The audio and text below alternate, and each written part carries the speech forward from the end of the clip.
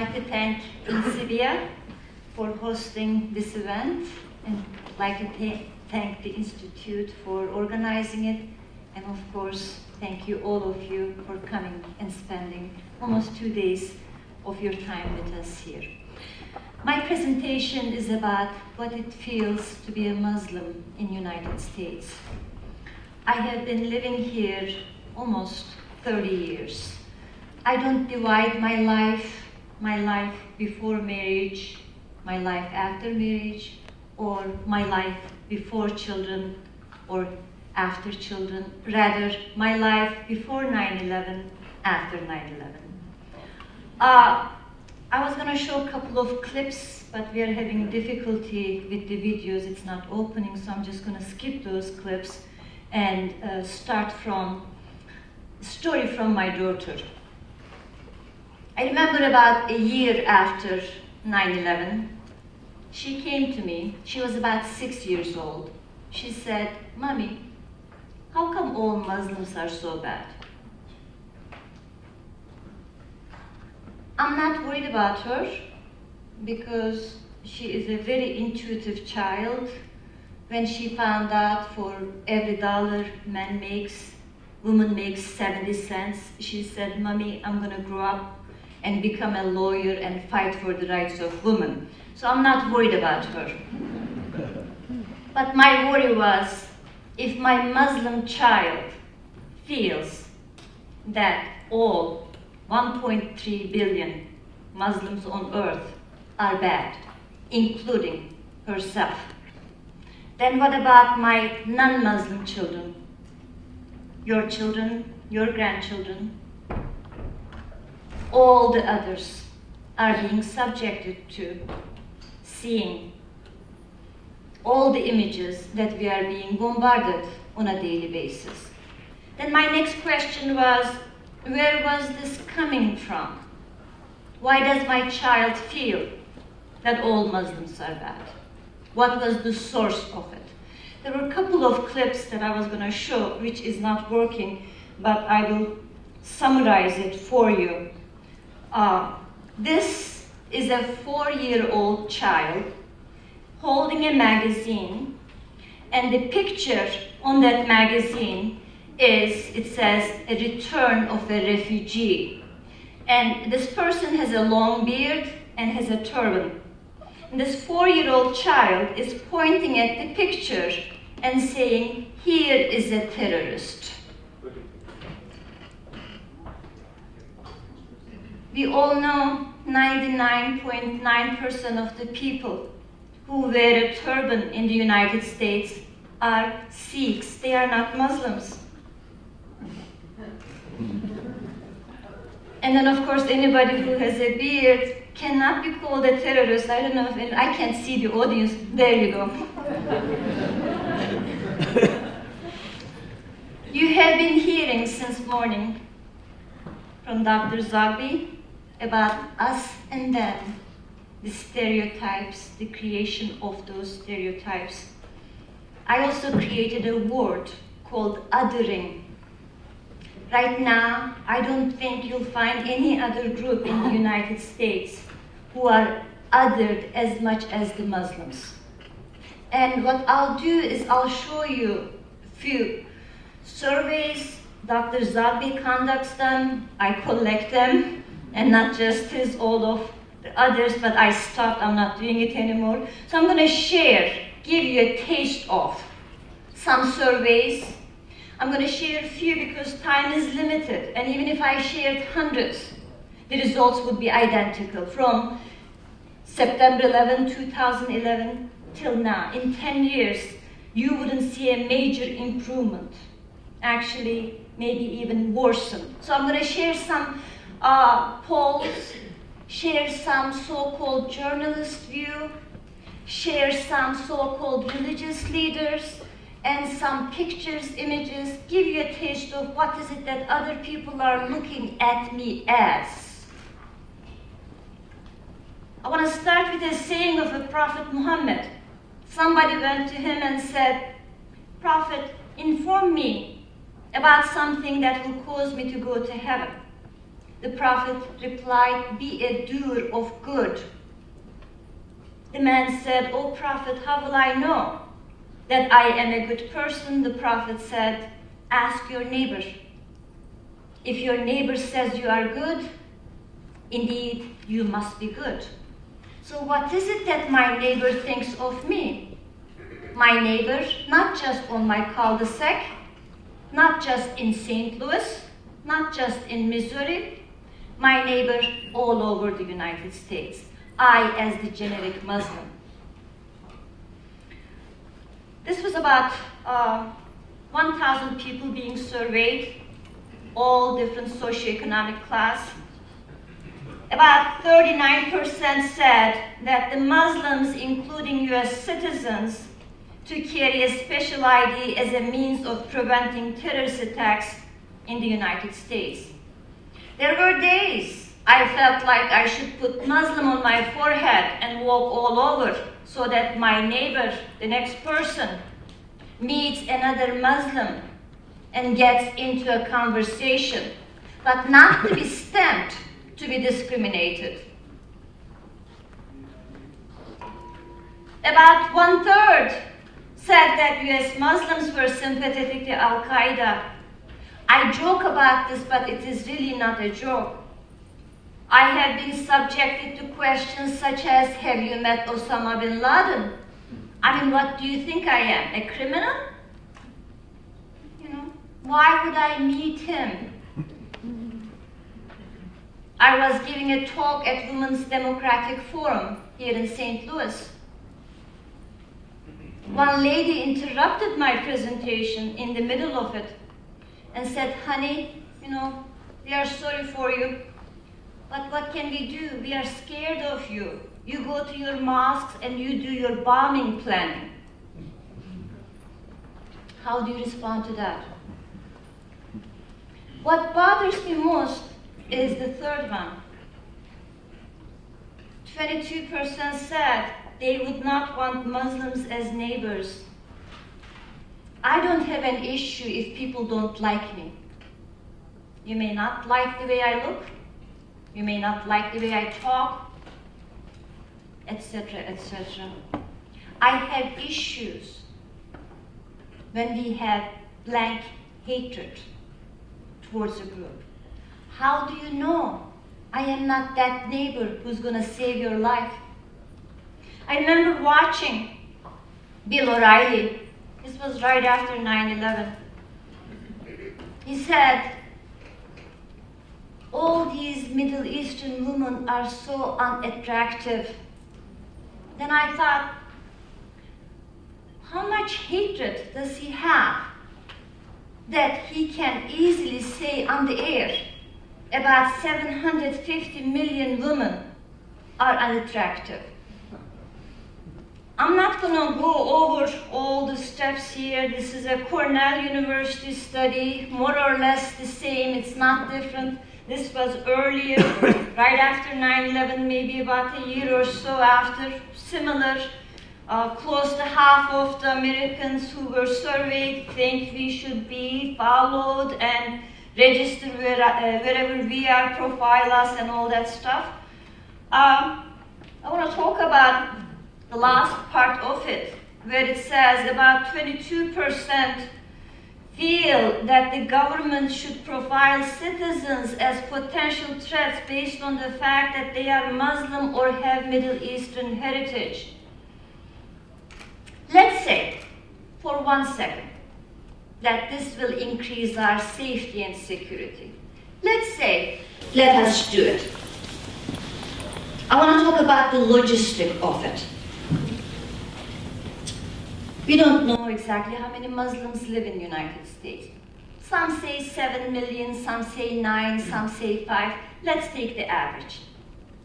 Say we have about 7 million Muslims living in the United States. And we want to profile them. Well, for your information, 1/3 of the Muslims living in the United States are African Americans. We have been discriminating, profiling. Are we going to add Muslimness to that? The other third are from Pakistan, India, brown-skinned individuals. But we have millions of people from India who are Christians, who are Hindus, who are Buddhists, who are Sikhs. So are we going to profile every brown-skinned person that we see? Another third of the Muslims living in the United States are from Middle East. There's a problem there too. 60% of the Arabs living in the United States are Christians. They are not Muslims. Then what do you do with me? I'm from Turkey. I don't cover my head. Depending on my haircut, I've been called Chinese, Russian, French. What do you do with me? How are you going to profile me? Profiling doesn't work. Makes a lot of innocent individuals suffer. I used to be a board member of ACLU, American Civil Liberties Union. I just resigned because I have too much on my plate. So I am for any kind of speech. I believe that people should be able to express themselves. So I'm not here to bash and qualter. I am here to ask you to stand up and speak up. Ann Coulter can say anything she wants. She's a loud person. But we could also, by speaking up, will stop enabling her.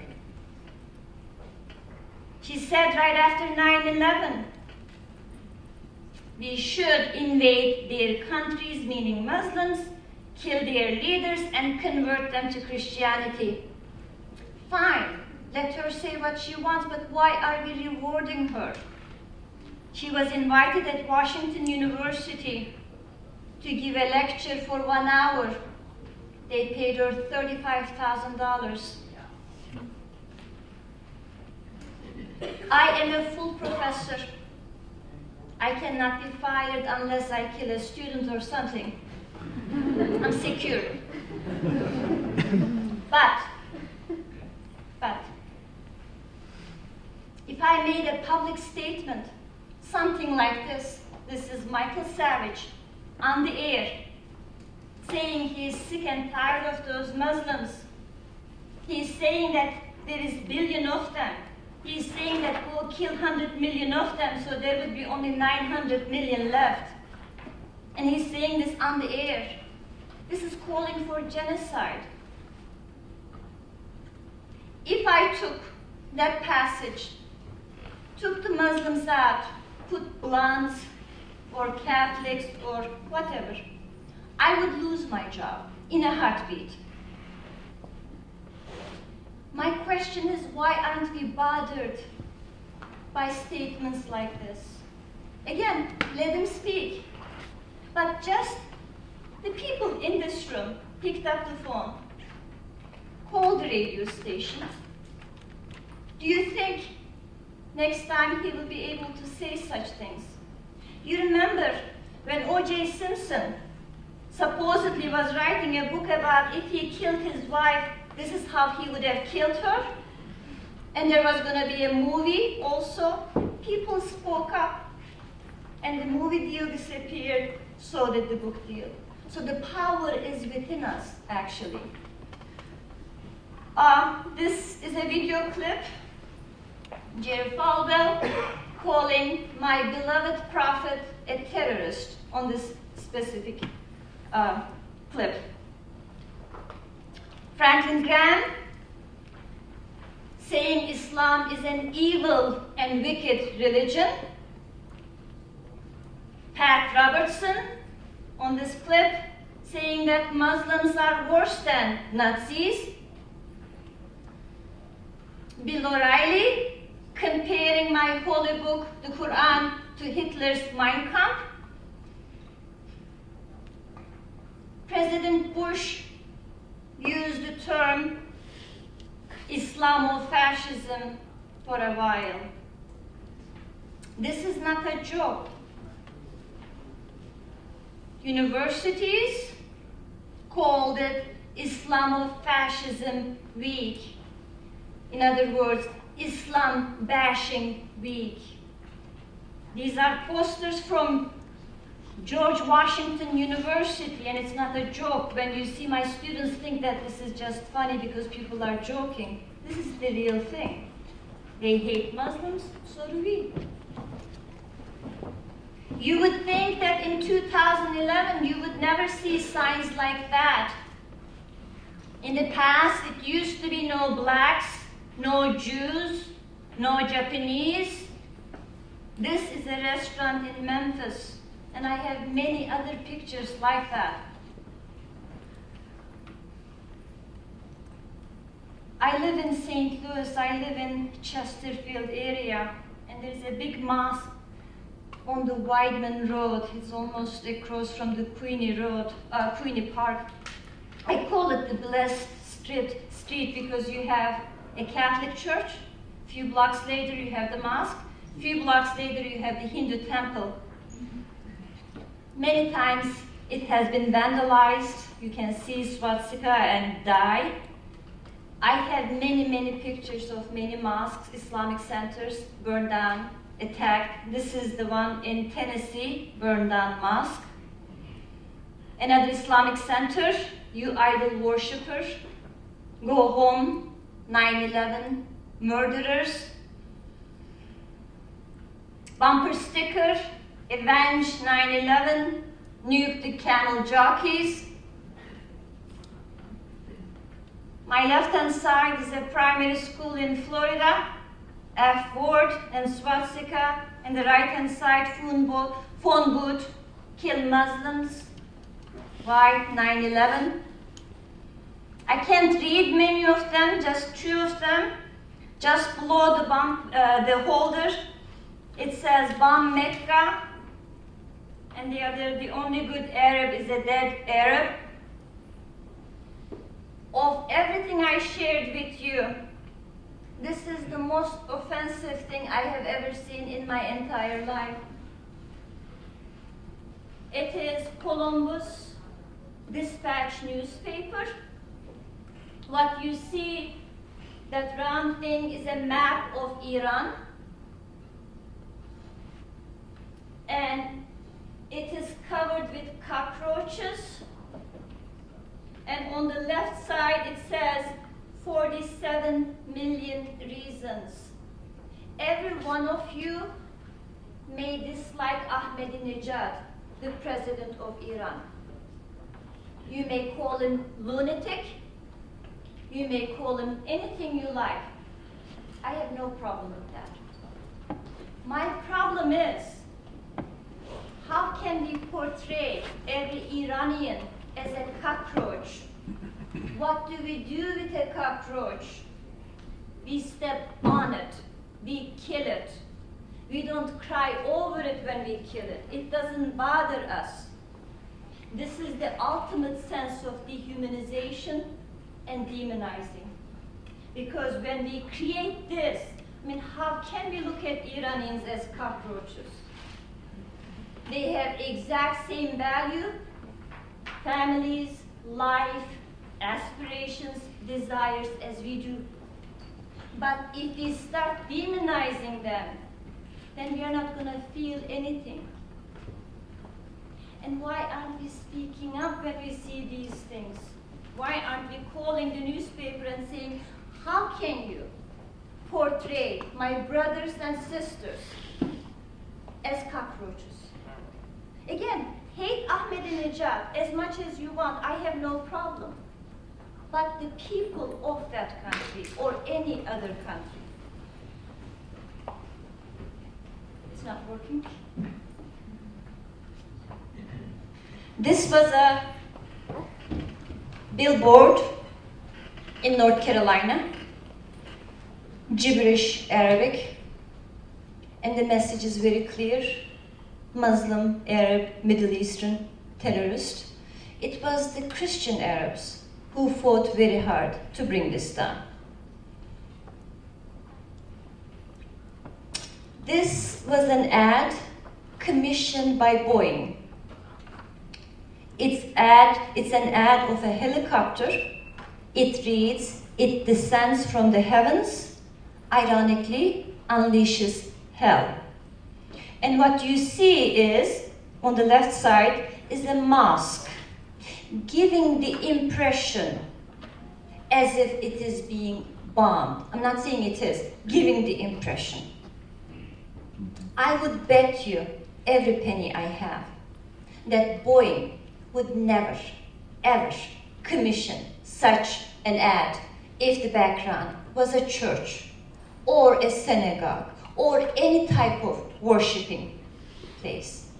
The question is, why is it okay if it is a mosque? Hopefully I depressed every one of you. Hopefully that was the goal. I know I didn't talk about anything positive. I know I concentrated on the negative. This doesn't mean nothing positive happened. Lots of positive things happened. I remember my students coming to me right after, saying, "Miss Ilhan, sometimes we tend to go crazy. If you feel your life is in danger, come and stay in my house." I know many people went to the mosques, held hands outside and said, "You go in, you do your prayer while we wait outside." So I did not share those with you. I shared the negative with you. And the reason is, I believe in the power of human beings.